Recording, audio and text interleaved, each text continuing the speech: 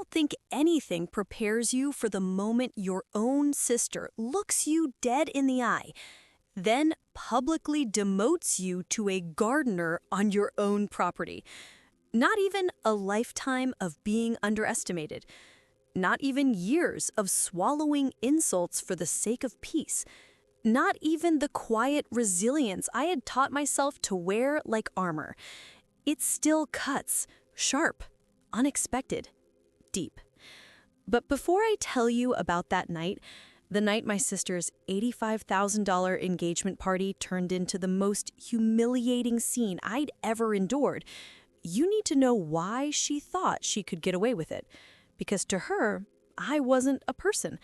I was a role, a background character, the quiet sister, the one who faded into corners, the one who played small so others could shine. Even though the land she stood on, the estate she flaunted, the manicured gardens her guests praised, all of it belonged to me. She didn't know that part. Not yet.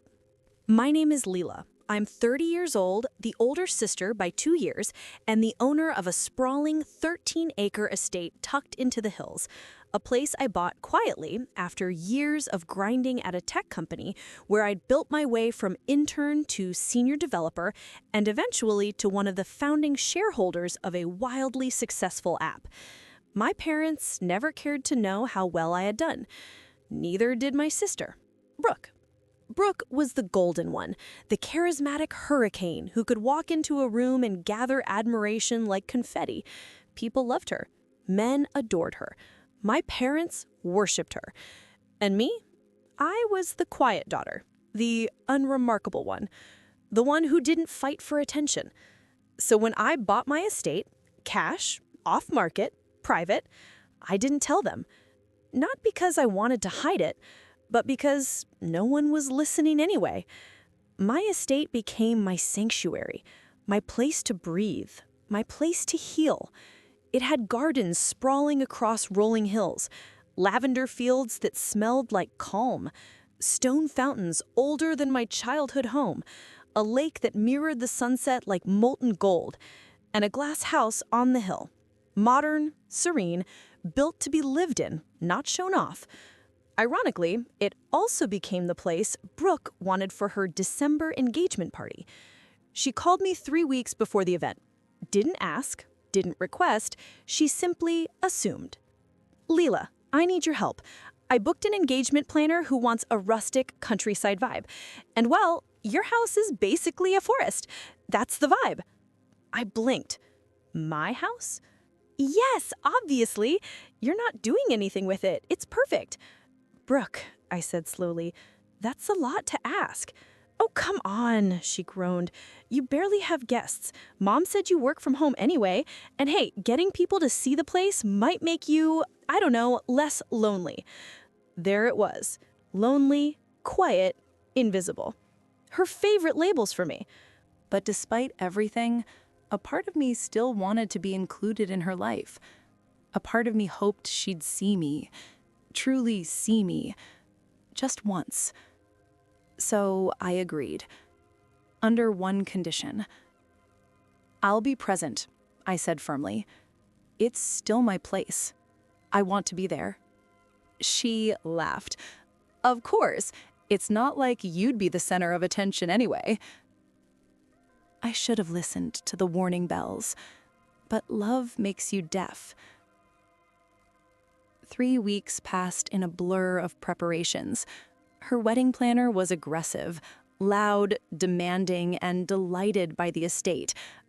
"Oh, honey," she said to Brooke, "the gardener here is fabulous." Brooke gave me a pointed look. Yes, fabulous. I didn't correct her because I noticed something early on. Whenever people assumed I was staff, Brooke let them. She enjoyed it. She fed off it. The less important I looked, the brighter she got to shine. And the day of the engagement party, she turned her spotlight into a weapon. The night of the event arrived with twinkling lights draped across trees, hundreds of candles lining the pathways. heaters glowing like warm halos, and an $85,000 price tag her fiancé boasted about like it was a personality trait. Music floated through the winter air. Guests in silk and velvet dresses murmured admiration for the venue. My venue. I wore a simple black dress, hair soft around my shoulders, not flashy, not showy, just me. I greeted guests politely, offering champagne, guiding them through the garden pathways. Most smiled, assuming I was an event coordinator or helper. It didn't bother me. Not at first. But then came the moment that changed everything. Brooke had just arrived in a glittering gold gown, dramatic, shimmering, the kind of dress that demanded attention.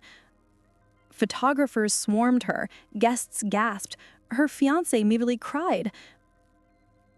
I stood nearby, smiling gently.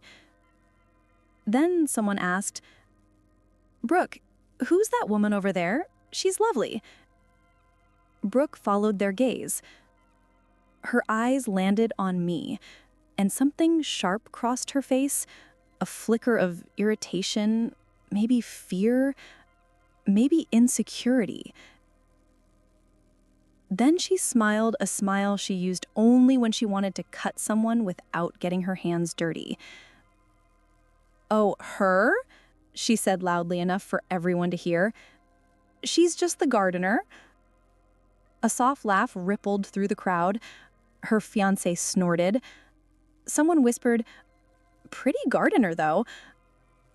Another murmur, a chuckle. And Brooke? She looked triumphant, like she'd stepped on me to stand taller. I felt the words slice through my chest, not because I cared about being mistaken for staff, but because my own sister wanted me to be beneath her. To diminish me publicly, to erase me, to claim my home as hers, to take my presence and turn it into a joke.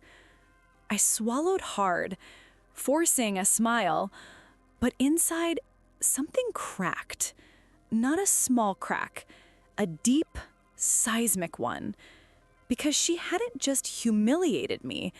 She had no idea where she was standing. No idea whose land she disrespected. No idea that every guest praising her venue was actually praising something I built. And she had absolutely no idea what was coming, because she had just humiliated the wrong sister, and the world was about to learn exactly who I really was. If you want more emotional stories like this, make sure to subscribe to Scarlight Stories on YouTube, where every tale keeps you hooked till the very end. You would think humiliation feels loud, but it doesn't. It feels silent, like your pulse stops for a beat, like your stomach drops, but your face stays still, like your ears ring even though people are talking around you. That's what hit me after Brooke announced to 50 guests that I was just the gardener on my own property. No one questioned her, no one corrected her, no one even paused long enough to wonder why the gardener wore a tailored dress and heels instead of overalls or boots. Brooke's word was gospel, and I was the invisible sister, the background, the silence she sculpted herself around. I stood there a moment longer, letting everyone's eyes slide past me, letting the laughter fade, letting the tension melt from my face, until all I felt was calm. Clear, dangerous calm. The kind of calm that comes not from weakness, but from knowledge. She had no idea who she had just embarrassed. No idea that every inch of the land beneath her feet was mine. No idea that the gardener she mocked could buy her entire life twice over. It would have been easy to lash out, easy to shout the truth, easy to embarrass her back, Easy to burn the moment down and walk away victorious. But easy isn't powerful. Power is slow, quiet, intentional. And I had spent years being underestimated, long enough to learn exactly how to use that underestimation to my advantage. So instead of reacting, I smiled politely, nodded to the guests, and drifted away as if I were exactly what she claimed. A ghost. A nobody. A gardener. But inside, a fire had already lit its fuse. I returned to the catering tent, where staff bustled to refill champagne towers and trays for hors d'oeuvres. Inside, the event coordinator, Sasha, was arguing with someone over seating arrangements. When she spotted me, her eyes softened. "Oh, Leela, right? Could you help move those floral arrangements? We want the arch to look balanced when she gets proposed to." Her assumption didn't bother me. She'd been respectful all night. But something in my face must have looked different because she stepped closer. "You okay?" For a moment, I nearly cracked. Not with tears, but with the weight of the secrets I'd been holding for years, with the exhaustion of always being the quiet one, with the sting of yet another humiliation added to the mountain already built. But I inhaled slowly and found my grounding. "I'm fine," I said. Her eyes narrowed. She didn't believe me, but she didn't push. "We'll handle everything here," she said gently. "Why don't you go get some air?" So I walked out of the tent and found myself by the stone fountain at the center of the estate. My estate. The lights shimmered off the water. The cold air smelled like pine and champagne. Dozens of guests took photos near the gardens, admiring the architecture, the landscaping, the design, all things I had spent months perfecting. A group of women nearby whispered loudly, "The gardener is surprisingly pretty. I wonder how she got hired here. She probably lives in the caretaker cottage." I almost laughed. They were describing a cottage that was actually my guest house, the one I used as an office. A cottage worth more than their cars combined. This wasn't about pride. It wasn't about being recognized. It wasn't about being praised. It was about respect. The respect a sister owes a sister.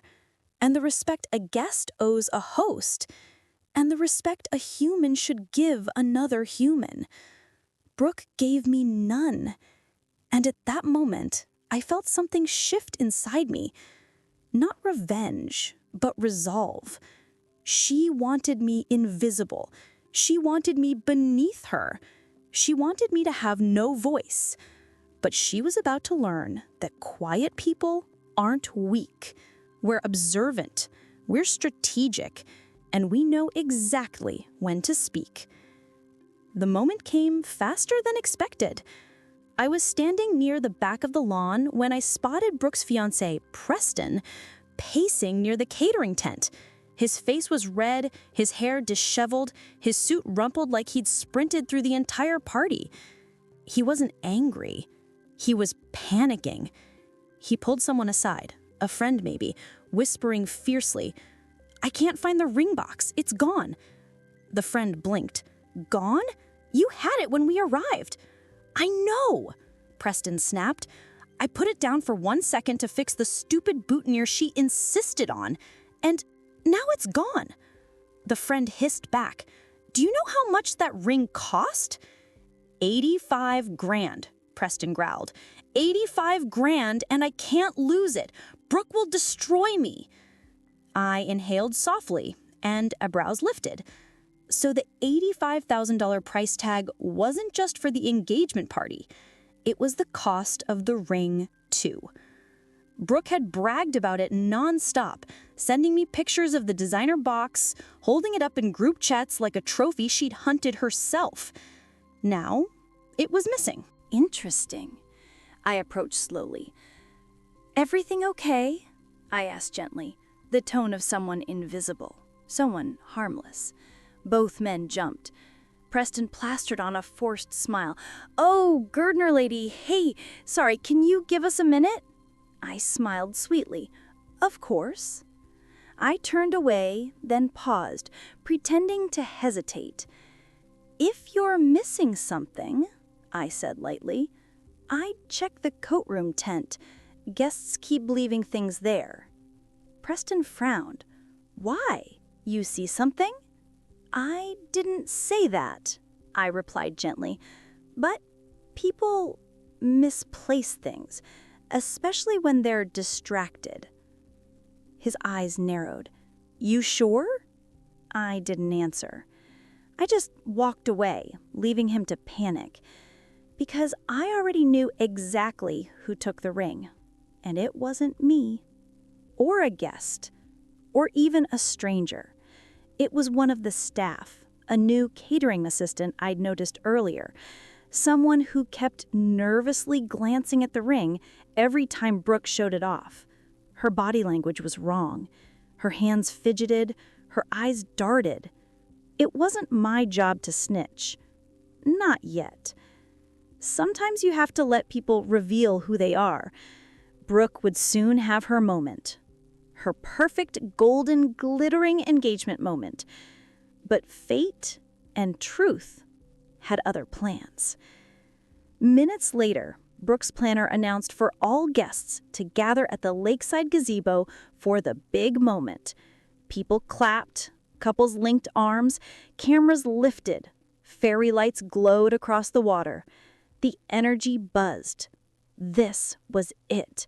The proposal she had fantasized about since she was 13. The moment she imagined with grandeur, with fireworks, with admiration. The moment she believed she deserved more than anyone.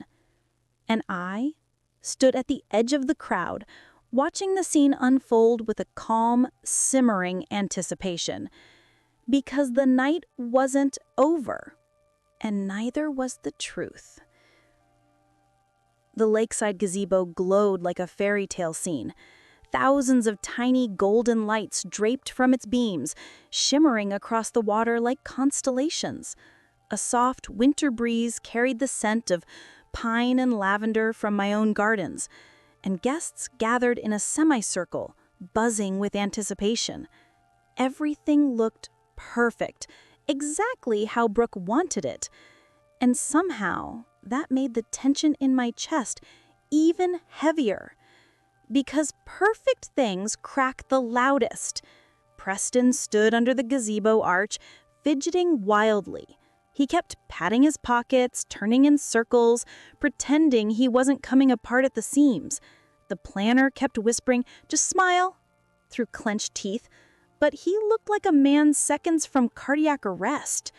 Brooke, meanwhile, looked ethereal in her sparkling gold gown as she descended the stone steps toward him. Cameras flashed, guests gasped. She practically glowed with the expectation of worship.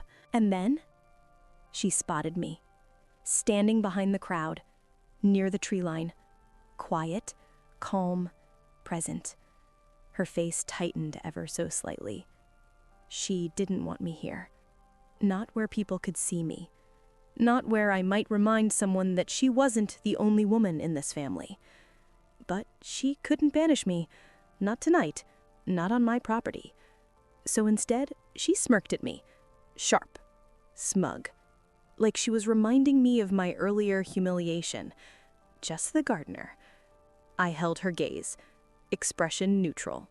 Almost serene. Her smirk faltered for a second. Good. The music swelled. Preston wiped sweat from his forehead. The planner motioned for the violinist to begin the romantic crescendo. Guests murmured with excitement. Brooke strutted forward, basking in it all. The lights, the cameras, the attention. Her smile grew wider with each step, blooming like something rehearsed 17 times in the mirror. She reached the gazebo and climbed the 3 steps, slow and graceful, like she was floating. Preston grabbed her hands, forced a smile, and dropped onto one trembling knee. Gasps filled the air. My stomach clenched. Not for the proposal, but for what I knew was coming, because Preston didn't have the ring, and Brooke had no idea. He swallowed hard, voice cracking. "Brooke, you are the love of my life, the woman of my dreams, the light of my world. I want to spend forever with you." A guest whispered loudly, "Aww." Brooke beamed, preening under the attention. Preston reached into his jacket pocket. Empty. His face drained of color. The planner behind them silently mouthed, "Where is the ring?" Brooke frowned, tilting her head. "Preston, honey." He tried the other pocket. Empty. He patted down his coat, his pants, his sleeves, his chest, his sides. Nothing. Brooke's smile wobbled. "Preston?" Whispers rippled through the guests now. "He lost it? Where's the ring? Oh no, that was an $85,000 diamond." Brooke's face drained of glamour, replaced by rising panic. "Preston," she whispered sharply, still smiling for the cameras, "tell me this is part of the proposal." Cameras kept flashing. Lights kept glowing. But Brooke, she cracked. "What do you mean you can't find it?" she hissed, smiled, trembling.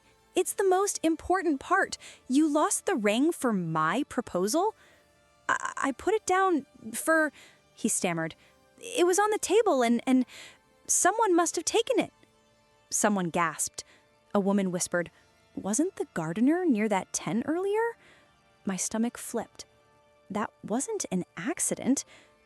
Brooke spun around so fast her dress snapped in the wind. Her eyes locked on me, ice cold, dangerous, accusing.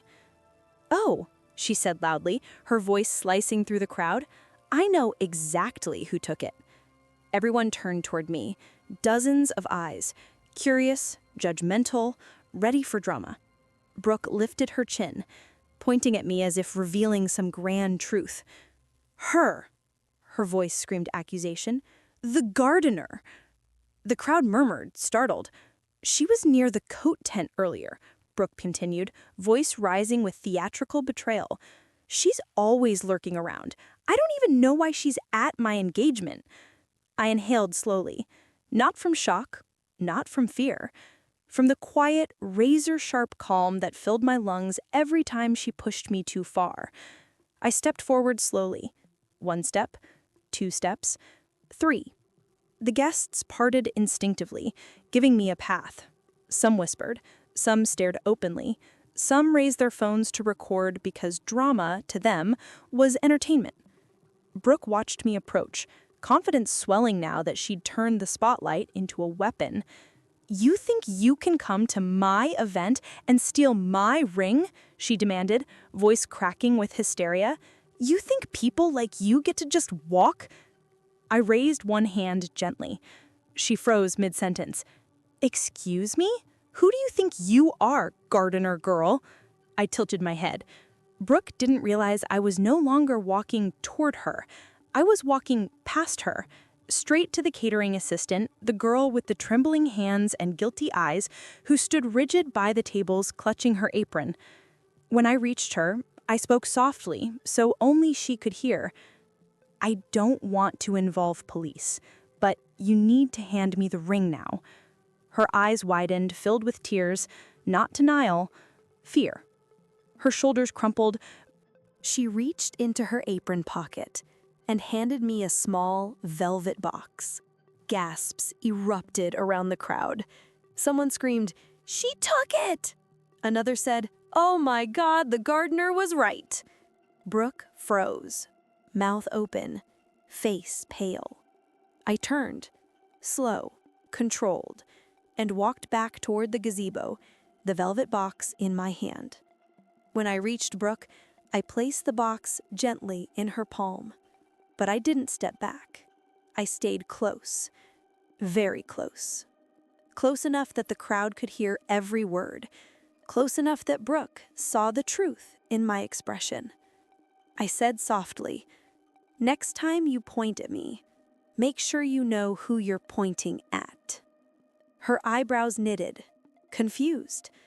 I stepped back toward the center of the path, the place with the clearest view of the estate, the lights, the gardens, the lake. Then I spoke louder. "Ladies and gentlemen," I said, voice strong for the first time that night, "I'm not the gardener." Whispers rippled. Brooke's face drained. Preston blinked hard. Wait, you're not?" I smiled, not cruelly, but with a kind of calm certainty I hadn't let myself feel in years. "No," I said. "In fact, this is my property." Silence. Stunned, breathless, frozen. "This estate," I continued, "the gardens, the lake, the house, the land you're all standing on." I raised my chin. "It's mine." Brooke's knees wobbled. Her lips parted in soundless shock. And for the first time in her life, she couldn't speak. The silence after my announcement wasn't peaceful. It was electric, like the moment before lightning touches the ground. Beautiful, dangerous, unstoppable. Brooke's face went through every stage of shock. Denial, confusion, rage, humiliation. Her gold dress glittered under the lights, but she looked suddenly very small inside it, like a child pretending to be royalty. This is a joke," she stammered, her voice cracking. "You own this? No, you barely, Leela, stop embarrassing yourself." I stayed calm. "I'm not joking," I said softly. "I own the house. I own the estate. I own all 13 acres. And every guest here walked through my front gate to get in." Gasps rippled across the crowd. Some people turned, staring around at the property as if seeing it for the first time. Some stared at me, whispering. Others stared at Brooke, a golden statue melting under the heat of truth. Preston blinked rapidly. Wait, your estate? Your property? You live here?" "Yes," I answered simply. He ran a hand through his hair, stunned. "Brooke told me this place belonged to your wealthy aunt."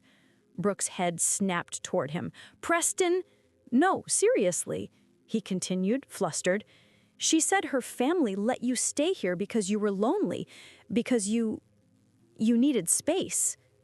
More murmurs, more eyes, more sparks. Brooke's face turned crimson. "I did not. Preston, shut up!" I held up a hand, silencing her. "It's fine," I said. "People say things when they want to feel important." Brooke lunged forward slightly. "I did not lie. I just didn't think you would want people to know the truth." "The truth?" I asked calmly. "Or your version of it?" She recoiled like I slapped her. Preston, now sweating from more than panic, looked between us. "So, just to be clear, you're not the gardener?" A few guests snorted. "No," I said, with a small, amused smile. "I'm the owner." A woman near the front whispered loudly, "Well, that explains why she didn't look like a gardener." Another muttered, "Explains the confidence." Someone else added, "It explains why Brooke seemed worried when she arrived." Brooke snapped her head at the whispering woman. "Stop talking!" Her voice cracked like a whip across the crowd. People froze. Even the air seemed to hold still. Then, like a balloon finally stretched too far, Brooke burst. What was I supposed to do? Let everyone know my sister is successful? Let everyone compare us? Let everyone see that little Miss Wallflower somehow ended up with this? Gasps. I didn't flinch. "I have been the star of this family my entire life," she yelled, fists clenched. I earned that. I deserve that. And you, she pointed at me again with shaking, furious fingers. You don't get to suddenly walk in and steal my spotlight just because you got lucky? Lucky. That one word cut deeper than all the others. But I didn't let it show. I simply tilted my head. Lucky? I repeated softly. I bought this estate. I invested early in a tech company. I worked 80-hour weeks for years. I didn't get lucky, Brooke. I worked. Brooke scoffed loudly. Oh, please. Anyone can pretend to be rich for a while. I raised an eyebrow. Pretend? She crossed her arms, chin high, voice sharp with desperation. Yes, pretend. This entire place could be rented for all I know. You were always a liar. Now that made the crowd turn. Actually, I said gently, if anyone lied tonight, it wasn't me. Her jaw clenched. I slowly reached into the inside pocket of my coat and pulled out a folded document. Crisp, white, official. The murmuring grew louder. I unfolded it carefully and held it up.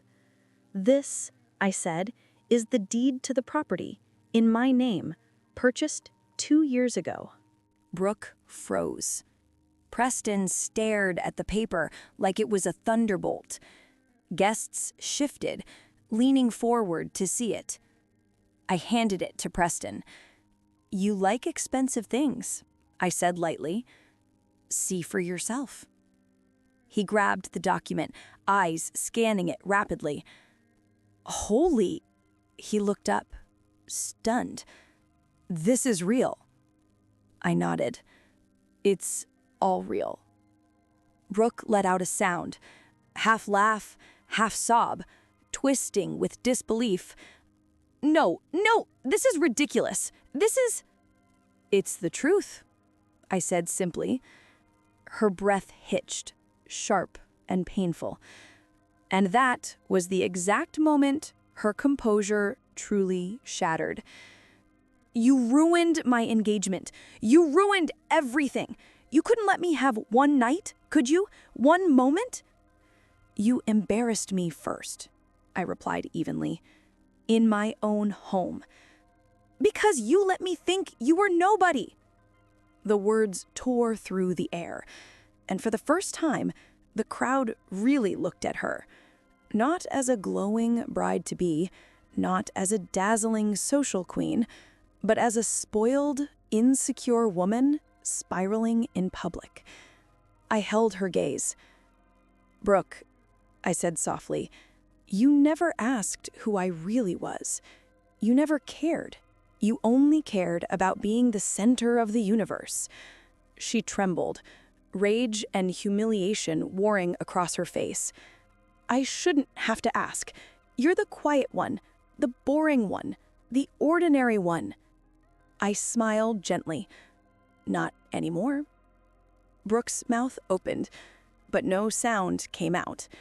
The truth had finally hit her, hard, irrevocably, publicly. Everyone saw it. Everyone heard it. Everyone knew now. I wasn't the gardener. I wasn't the invisible sister. I wasn't the background character. I was the owner, the success story, the woman who no longer shrank to make others feel bigger. And Brooke, she was the one who shrank now. Preston stared at her, really stared, and something in his expression shifted. Doubt, shock, and something else. Something like clarity. He stepped slightly away from her, barely noticeable, but she noticed. Oh, she definitely noticed. Her eyes widened with a flicker of fear. Because this wasn't just about a ring, or an estate, or humiliation. This was about the spotlight Brooke clung to so desperately, finally turning off. Silence never felt so deafening. The guests, the musicians, the planners, the staff, every single person stood frozen, watching Brooke unravel like a gold thread pulled loose from the hem of her perfect dress. Her chest rose and fell in shallow, angry breaths. Her carefully sculpted smile had disappeared completely, replaced by a trembling mixture of rage and humiliation. Her voice was a ghost when she finally whispered, This isn't happening." But it was happening. For the first time in our entire lives, Brooke was the one on uneven ground. She was the one being watched, judged, whispered about, and she couldn't survive that. She needed admiration the way lungs need air. She spun toward Preston, desperate now, grabbing at his sleeve. Baby, you know me. You know I'm not a liar. You know I wouldn't." But he stepped back. Not far, just a few inches, but enough. Enough to make her face collapse. "Brooke, why didn't you tell me any of this?" She blinked rapidly. Tell you what? There's nothing to tell." He gestured weakly toward me, toward the deed still in his hand. "You told me she was living here temporarily. You told me your family owned the estate. You told me..." His voice cracked. "You told me you'd grown up visiting this place." Brooke's eyes darted wildly. I mean, yes, but it's basically the same. My sister, she's never does anything with her life. Everyone knows she's boring and..." "Stop talking," I said softly. She froze again.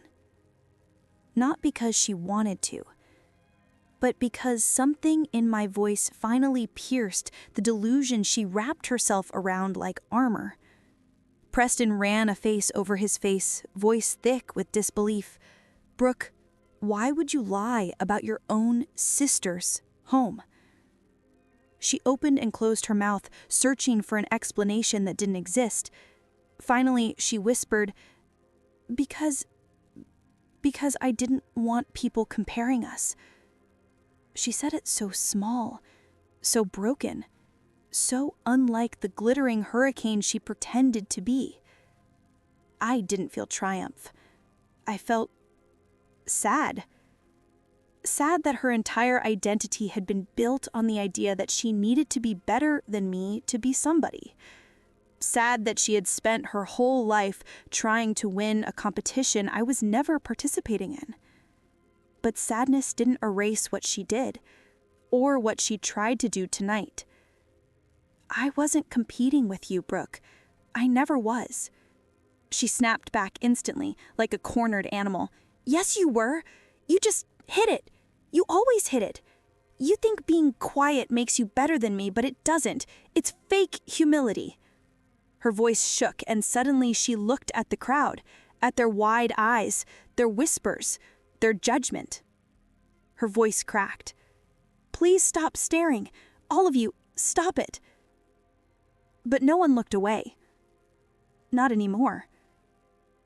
The spotlight she adored had trapped her. The planner emerged from the crowd suddenly, red-faced, trying to salvage what remained of the event. "Okay, everyone, let's take a moment to regroup, shall we? Champagne on the left, desserts on the terrace." No one moved. Brooke turned toward her, desperate now. "Do something." The planner swallowed. "Miss, I think we should pause the proposal." "No," Brooke screamed. "I am getting engaged tonight." Her voice echoed across the lake. Preston stiffened. "Brooke, I think we should talk privately." She rounded on him. "Why? So you can humiliate me more? You think I didn't see how impressed you were with her? How you looked at her when she said she owned this place?" Her finger stabbed the air in my direction once again. "She's not better than me. She's nothing. She's..." "Brooke," Preston snapped, voice finally sharp. "Stop." She stopped. Not because of the command, but because his tone was different now. Firmer, colder, stripped of the adoration she took for granted. I'm not marrying someone who treats people this way, he said quietly. Her knees buckled. What? Preston, no. No. Don't do this. He shook his head, eyes full of disappointment. You embarrassed the woman who owns the estate we're standing on. You lied to me. You humiliated your own sister. Over what? Ego? Attention? Brooke began shaking. I can change. I didn't mean... It wasn't a mistake. It's who you are. She clutched his sleeve again, sobbing openly now. Please, Preston, don't leave me. Don't humiliate me like this, not in front of everyone. Please. But he stepped back. Again. And then he said the words that made Brooke collapse to her knees. I can't do this. I'm sorry. The engagement is off. A stunned silence fell over the crowd. Several guests gasped. Others whispered. One woman clamped a hand over her mouth. Brooke let out a strangled, broken sob. No! She trembled so hard her dress shimmered like water. She looked around wildly, searching for someone to blame, someone to cling to, someone to rescue her. Her eyes landed on me. You did this, she whispered, pointing with trembling fingers. You stole my night. You stole everything. I didn't move, didn't react, didn't gloat. I just said quietly, you did this to yourself. Security gently approached, concerned about Brooke's state. She swatted their hands away. Then she turned her rage back towards me. You think you're better than me now, don't you? Because you're rich? Because you have this estate? You think money makes you superior? I shook my head. No, but humility does. She let out a guttural scream and lunged towards me. But she didn't make it. Feet tangled in her gown, she stumbled, slipping, falling forward, straight into the shimmering lake. A splash exploded like a firework. Gasps rose like a wave. In the glow of the party lights, Brooke flailed wildly, soaked from head to toe, makeup streaking down her face like dripping gold paint. People rushed to help her. Preston didn't move. And I simply watched, expression calm, as security pulled her out, shivering, sputtering, furious, and defeated. They wrapped her in a blanket. Guests whispered. The planner hovered helplessly. Brooke cried softly into her hands, mascara melting down her cheeks. The woman who always needed to shine had never looked so dim. I approached slowly, stopping a few feet in front of her. She didn't look up. Brooke, I said gently. She lifted her head just enough to glare through soaked lashes. Are you happy now? I shook my head. No, I didn't want this. She barked out a bitter laugh. Liar. I didn't want to humiliate you, I continued. I only wanted you to stop humiliating me. Her lip trembled. You could have told me, she whispered. I tried. For years. Her gaze flickered, betraying a moment of memory, of all the times she'd talked over me, dismissed me, rolled her eyes when I spoke. You never listened, I said softly. She swallowed hard. Her voice cracked. I don't know how. I know, but you can learn. Something inside her broke again, but quieter this time. Less dramatic, more human. She didn't apologize. Not yet. Maybe not ever that night. But her shoulders slumped. Not in defeat, but in something closer to surrender. Real surrender. The kind that comes when a person finally sees themselves clearly. When the guests began to leave, quiet and shaken, I walked the estate grounds slowly, feeling the cold air settle around me. Staff whispered apologies. The planner hid behind her clipboard like a shield. The catering assistant, who had taken the ring, approached me nervously. I'm sorry. I panicked. I needed money. My mom's hospital bills. I held up a hand gently. Get her the treatment she needs. She burst into tears. I'll pay you back, I swear. You won't, I said softly. But you will take better care of her. Understand? She nodded, crying harder. I let her go. Because sometimes people do the wrong things for the right reasons. And sometimes compassion is more powerful than punishment.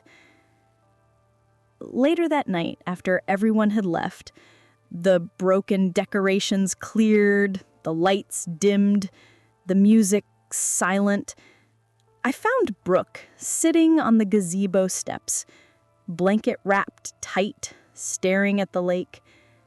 She didn't look at me. She didn't need to. I sat beside her quietly. After a long, trembling breath, she whispered, "What happens now?" I looked over the water, watching the ripples widen into the darkness. That depends on you. She swallowed. Do you hate me? I shook my head. No, but I won't let you treat me that way again. Her voice cracked. I don't know how to be less cruel. You start by listening, I whispered, and by remembering that someone else's success doesn't steal anything from yours. She exhaled shakily. Then, very slowly, she rested her head on my shoulder. Soft, unsteady, human.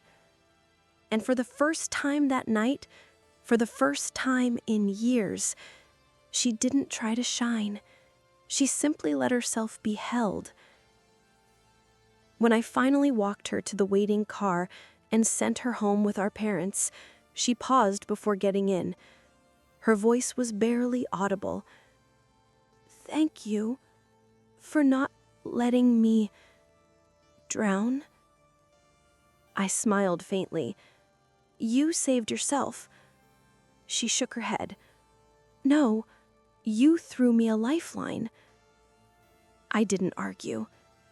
Sometimes the truth is too heavy for one night. After the car drove away, I stood alone on my estate, breathing in the cold night air. My home, my peace, my life. And for once, I wasn't invisible. I wasn't the background. I wasn't the quiet, unremarkable sister.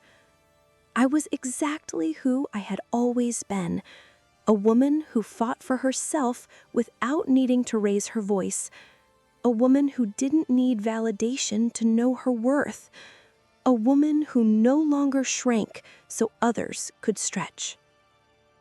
And as the lights flickered softly across the gardens, I whispered into the night, finally.